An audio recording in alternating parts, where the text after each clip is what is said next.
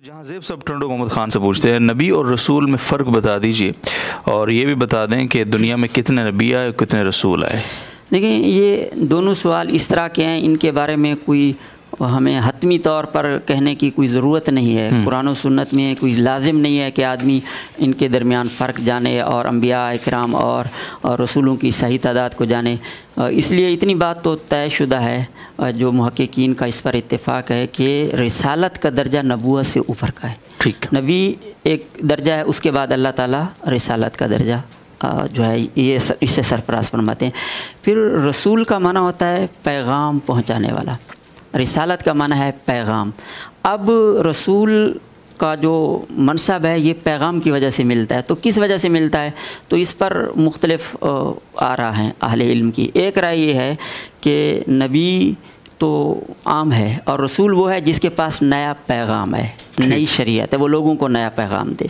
ये एक मारूफ कौल है। लेकिन जो ज़्यादा एक मजबूत कौल नज़र आता है वो ये है कि नबी के ज़िम्मे रिसालत यानी आगे पैगाम पहुंचाना लाजमी नहीं होता। उसके ज़िम्मे उस पर वही तो आ सकती है, वही आती है, लेकिन पैगाम आगे लोगों को तबलीग करना ये उसके फ़राइज़ में मनसबिया में से नहीं होता। जो रसूल होता है उसके ज़िम्मे पैगाम पहुंचाना होता है, तबलीग करना होता है। इसके अलावा भी और मुतअद्दिद अक़वाल हैं।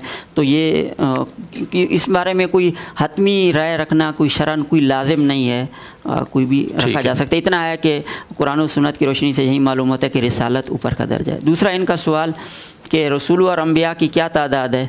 मुल्ला अली कारी रहमहुल्लाह शरफ़ फ़िक़्ह अकबर में लिखते हैं कि बस हमें ये अक़ीदा रखना चाहिए कि अल्लाह रब्बुल इज़्ज़त ने जितने अंबिया भेजे हैं, जितने रसूल भेजे हैं, हम सब पर ईमान लाते हैं। किसी की हतमी राय का शरअन हमें मुकल्लफ़ नहीं बनाया गया, बस एक इल्मी बात है। वैसे अंबिया किराम की अदद के बारे में दो रिवायत आती है। एक रिवायत में 1,24,000 और 2 लाख वाली रिवायत भी है।